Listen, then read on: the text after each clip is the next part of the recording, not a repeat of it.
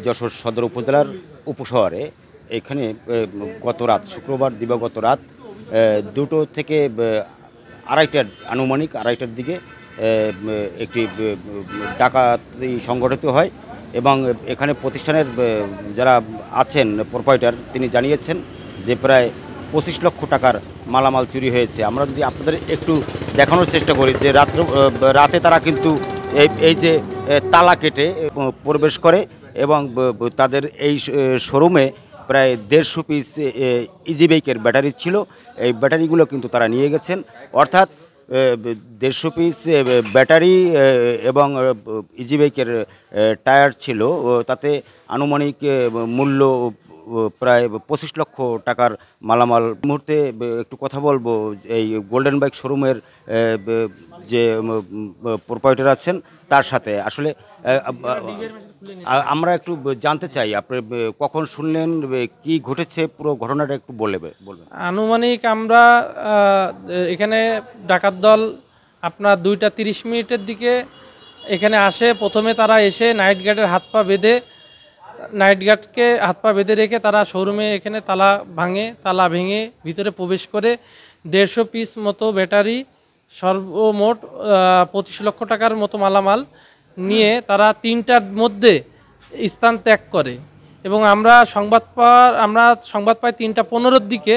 3:15-র দিকে সংবাদ পাওয়ার পরপরই আমরা 5 মিনিটের ভিতরে ঘটনাস্থলে এসে উপস্থিত হই এবং সাথে সাথে পুলিশকে ইনফর্ম করলে পুলিশ 10 মিনিটের ভিতরে উপস্থিত হয়ে এখানে সরজমিনে জিনিসটা দেখে।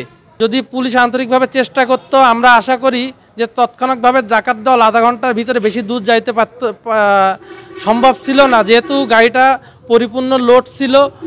যেখানে 2 টনের গাড়ি সেখানে 5 টন পর্যন্ত গাড়িতে লোড দেওয়া হয়েছে। ওভারলোডের কারণে গাড়িটি বেশি স্পিডে এবং রাস্তাঘাটের জন্য বেশি দ্রুত যাওয়া সম্ভব ছিল না। পুলিশ আন্তরিকভাবে চেষ্টা করলে ডাকাত দলকে হাতে নাতে ধরা সম্ভব হতো। আচ্ছা, কি মাল জিনিস নিয়ে?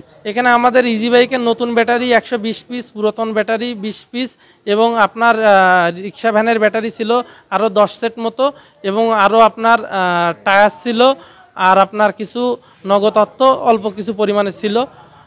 তাতে আনুমানিক আমরা 25 লক্ষ টাকা আমাদের আর্থিকভাবে নিয়ে গিয়েছে।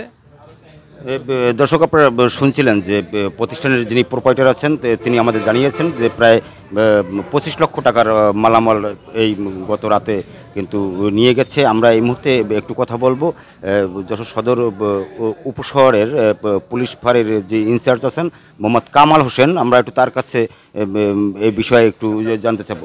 একটু যদি বলেন যে আপনি মানে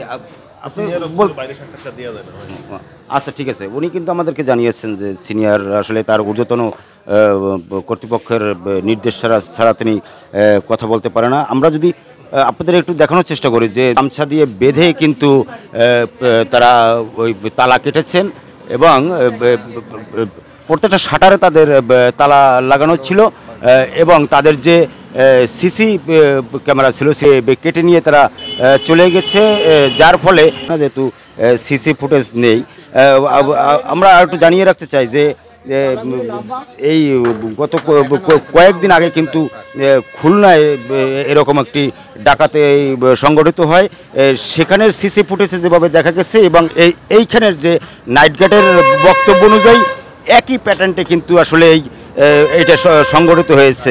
এই যশোর সদর উপশহরের গোল্ডেন বাইক শোরুমের যে ডাকাতি সংগঠিত, এই ছিল আমার কাছে সর্বশেষ। ওবায়দুল ইসলাম, অভি, গ্লোবাল টেলিভিশন, যশোর।